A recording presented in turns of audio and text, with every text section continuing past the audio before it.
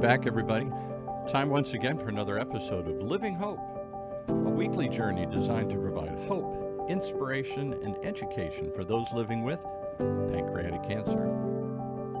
Sharing the real-life stories of those really affected by this disease and how they deal with it on a daily basis. With a woman who knows all about that journey. She's been on it for a few years herself here, 19 years and counting, I believe. Our host, Roberta Luna. Hey, Roberta. Hi, Paul. Thank you very much. I appreciate that. 19 years and still counting, and we'll be counting for a very long time. Oh, we're going to get up in the 40s or 50s. There you go. Right. There you go.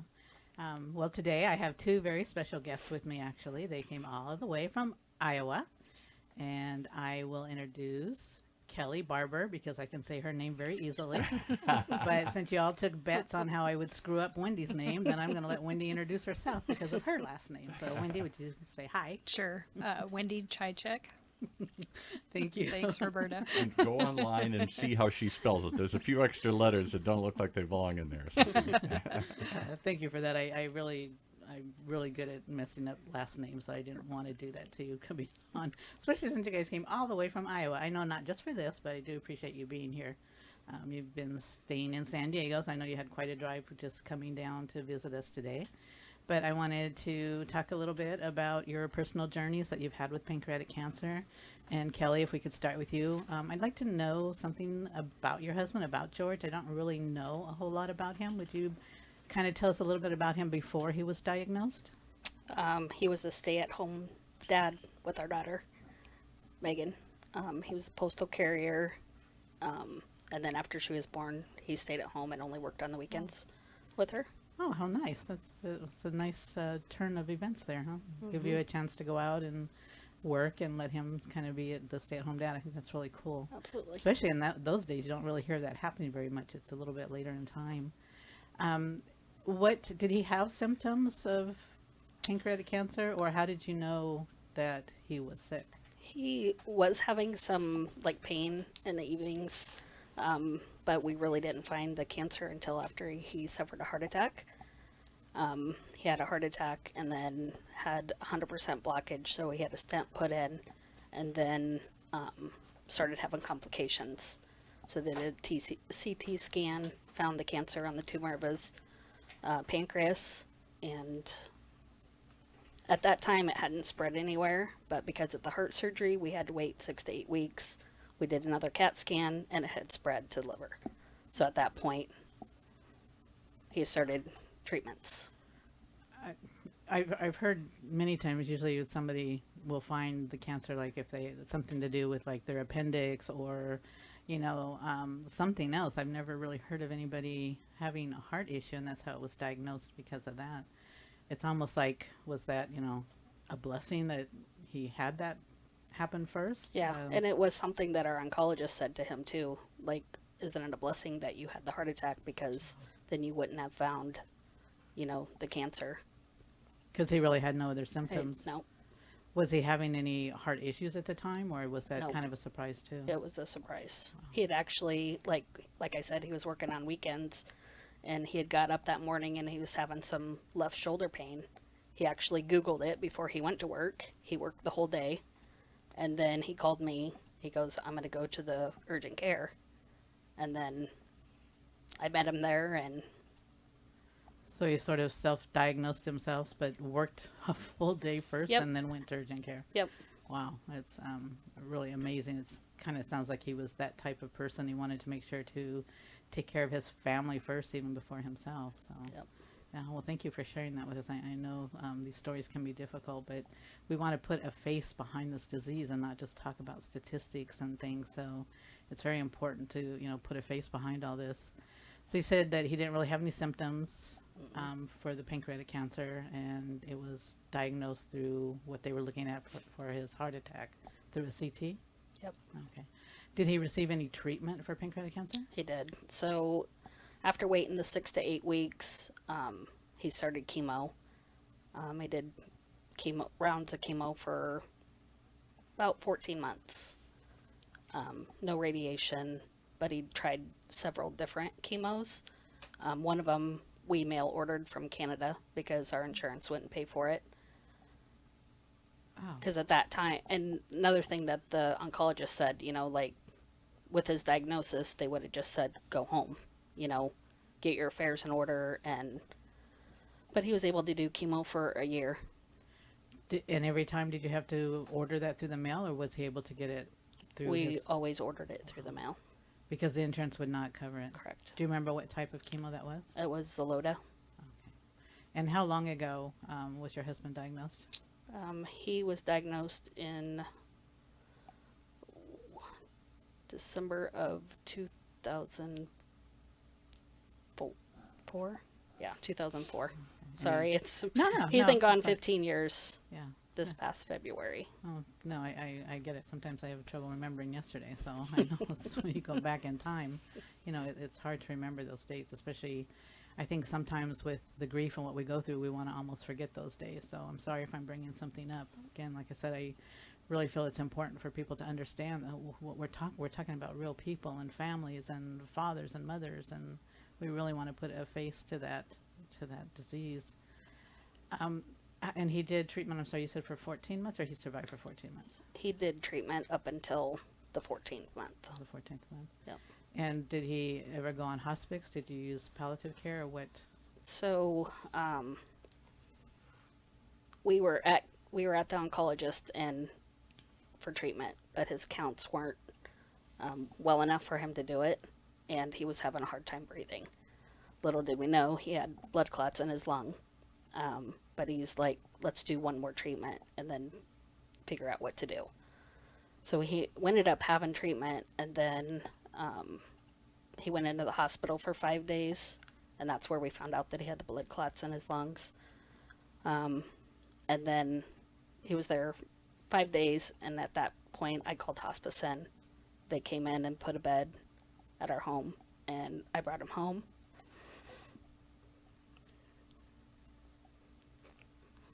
Sorry. I'm sorry. No, don't be sorry, please. Thank you for sharing this with you. I know it's difficult. I brought him home, and I had to have the neighbors and a friend help me get him into the house. And that was on a Wednesday evening, and he died on Thursday. So he was out for a very short time. And you have a daughter.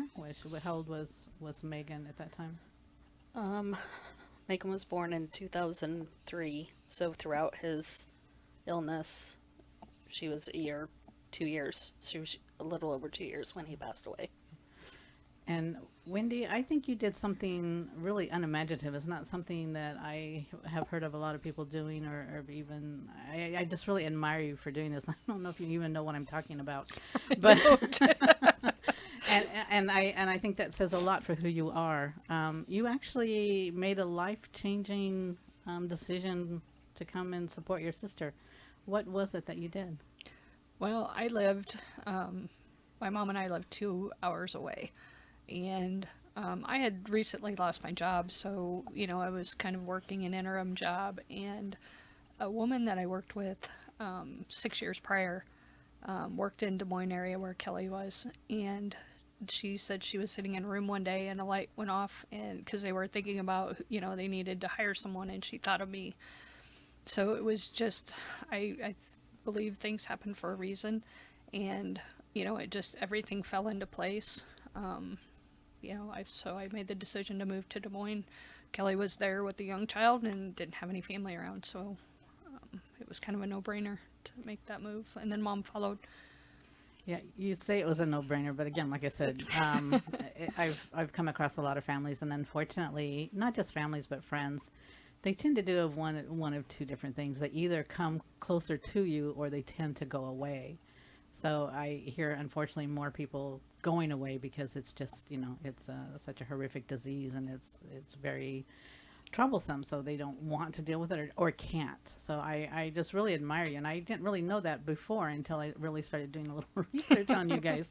It said that you made this move to help support your sister. So I just think that's really amazing, and I personally want to thank you for that, because being, you know, a survivor and also a caregiver, it's something that's really important to have that support and to have that family, and, you know, to have you and your mom help, you know, Kelly and Megan through this. I'm sure took a lot off of Kelly, I hope. So how did you feel when your sister moved down here to help you out? Well, it didn't surprise me at all. When George first got sick, she started doing a lot of research, and she found a chat room, John Hopkins chat board, and she shared that with me, and pretty much that was my lifeline the whole time George was going through his journey. That's where I met Mary Ann Cheney, and, you know, that's how I became to know about Pancreatic Cancer Action Network, is through that chat room and having a place to go to ask questions and just find out information.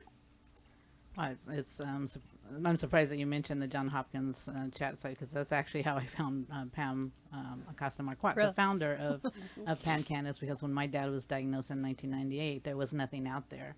So I was doing the same thing, even though I do tell people don't Google pancreatic cancer. I'm better at giving advice than I am at taking it. And I did, but I'm thankful that I did, because I came across Pam as well. And though PanCan wasn't around yet, it just gave me something to look into and to know, at least when things changed family-wise. I at least knew now there was an organization I could go to. You did something to handle your grief, and actually both of you have participated in that a great deal, and as well as Megan at some point. Can you tell us a little bit about, I want to say Advocacy Day. And Advocacy Day is a yearly event that's hosted by PanCan, where we get to go to Washington, D.C. and personally meet with our members of Congress or their staff and share our personal stories and urge members of Congress to increase funds for pancreatic cancer. You did that. Is that a way how you handled your grief and how you helped to support your sister? Yes. So, you know, after George passed away, my aunt and I went to a symposium in Chicago. I believe Pancreatic Cancer Action Network put it on. And at that time, all the states around Iowa were all purple. Iowa didn't have a presence of any organization or any Team Hope, I think was what they were called before. And I told my aunt, I said, I need to change that. Got home, and then I had actually been contacted by PanCan to go to their very first Advocacy Day, because I had signed up to be like that person that somebody could reach out to that was dealing with pancreatic as a caregiver. So they had my name, they contacted me.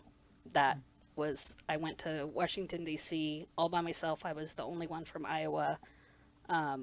Met a lot of great people, but that kind of started the yearly event. I went to my very first one alone. The next year, somebody in Des Moines' father had been diagnosed, and she wanted to start an affiliate. I went to their very first meeting because I had been to one Advocacy Day. They're like, hey, advocacy coordinator would be a perfect fit for you. So I became advocacy coordinator and kept attending Advocacy Day every year. I've gone to every one, except past couple of years they've been canceled because of COVID. But and then my daughter also started going. I went to a few by myself. Then Wendi tagged along. Mom tagged along. I was going to ask if they tagged along, or did you voluntold them No, and they decided to do it? You know, after I went to the first one, I'm like, you have to go. I said, I can't explain it. I said, but it's just an awesome event. It is, and it's changed my life. It made me want to get more involved and to bring more awareness to it. And like you said, we haven't been able to do it in person the last couple of years. We've done a virtual, which Was still a good connection, but I missed that one-on-one. We really need to do that one-on-one, and I'm very happy to say that actually next year we will be going again in person. So I'm really thrilled and can't wait for that to happen. It will be in June. I don't remember off the top of my head the exact date, but we'll keep everybody informed on that. And if they are interested, I can really stress that it's really important to go to Advocacy Day, and it makes you feel like you're doing something. So you went basically to handle your grief and to bring more awareness. What age was Megan when she first and I remember hearing her story, and I'm telling you, she just had us all in tears. I think she was 5, almost 6 maybe. Yeah, her story was very compelling. I can still see the photo, the drawing that she did, that they took her up on stage and showed that. I think there wasn't a dry eye in the house, and she's continued to go since that day, correct? Yes. And she's how old now? She's 17. Wow, that's really amazing. That's really amazing. And Wendi, what is your take on it? Because you're looking at, I think, Advocacy Day maybe a little differently than maybe Kelly is, or maybe the same. What was your take on it? I guess I look at it as a way for us to raise our voice and to, get the funding that we need to advance the research, to find early detections and to, make advances in pancreatic cancer. And just you meet so many people from across the United States. We've met so many friends, and the connections and the stories, and it's just a family of people that you just Yeah, it's always just a good experience. we always say it's a family none of us want to belong to, but at the same time, it's a family that I can't imagine not having in my corner and being there, because it's just made a very big difference. If you could give anybody advice as far as Advocacy Day or getting involved, I'm asking Wendi, what would you tell people? I would say if anybody wanted to get involved in any part of volunteering, the Pancreatic Cancer Action Network, they have the Advocacy Day, they have the walks, but Advocacy Day, I would say it's a way to raise your voice, obviously, and people, everybody's at their own comfort level. When they lose someone or they have someone dealing with it, you have to kind of meet them where they are. So, they've got to feel comfortable going, but don't be scared. There's plenty of people. If you're alone, you got plenty of people to support you. We recognize new faces because there's been a lot of us, the same people going every year. So when you do see a different face, you kind of tend to introduce yourself, or, you see the purple, and you ask, hey, where are you from? And, what's your connection? And it's just... The one thing I can add is for Advocacy Day, for those people who want to go and can't speak, you don't have to. You're not being forced to do it. There's plenty of people who will share their story, and eventually you will want to share your story as well. But always take a photo with you and just, at least just hold that up. It's to the point now where the Congress and the members that we meet with, they see purple and they are happy that we were there, which is really nice. If Kelly, you had this quote, if anything good had to come out of our family being affected by pancreatic cancer, it's definitely as the friends who we have met along the way. That's something that is very true, and I don't know how you were able to come up with that after losing your husband to that, but it really hits home, and I want to thank you for that, and continuing what you and Wendi do, and Megan as well, and I know your mom Lois comes out too, and we hit the halls and tell the stories, and I want to thank you because I know this is very, very difficult to share this, but I do appreciate you coming and showing the emotion. It's important, and if you have any last minute words or advice or pearls of wisdom, would you like to share them now? Like Wendi said, you may feel alone, but you're not. We have made so many connections throughout the years with our Purple Strides and our Des Moines affiliate and Advocacy Day. Megan still stays in contact with kids that she has met at Advocacy Day. They FaceTime, Logan from Massachusetts, Stephanie from West Virginia, Rosemary and Grace, who live in Tennessee now. Those connections are what makes us united. And I agree. And I think when we first go into this, I think we go for our own personal reasons. But eventually that changes and we go for each other. I mean, I advocate just as much for you, and I know you advocate for all survivors and all those that have lost somebody. So we start out going for our own personal reasons, but it's amazing how well it changes and how much we become family. Wendy, do you want to add anything to that as well before we go? I would just say, anybody that's newly diagnosed or families that are going through that have been newly diagnosed, reach out to your resources. Don't just think of it as a death sentence. There is hope out there. There are connections that you can make, and that you can, you don't have to feel alone. And just on that, like I said, because I'm really good about giving advice and maybe not taking it, but please do not Google pancreatic cancer. If you want more information, please go to pancan.org. There's people there that can direct you and send you on the right path. So please, pancan.org. And I think it's 877-2-PANCAN, and Paul will give that to you at the end as well. So thank you. Did you want to say something else? I have one more. The Patient Central, I think, is key to, at pancan.org. I think that's a really good resource for newly diagnosed or, families, caregivers to look at. Yes, thank you for adding that. And also there is a caregiver survivor network as well that they can talk with other people going through their circumstance. So thank you guys for joining us and for coming down all the way from Iowa. Yeah. Thank you for having us. Thank you. Love you guys. Love you too.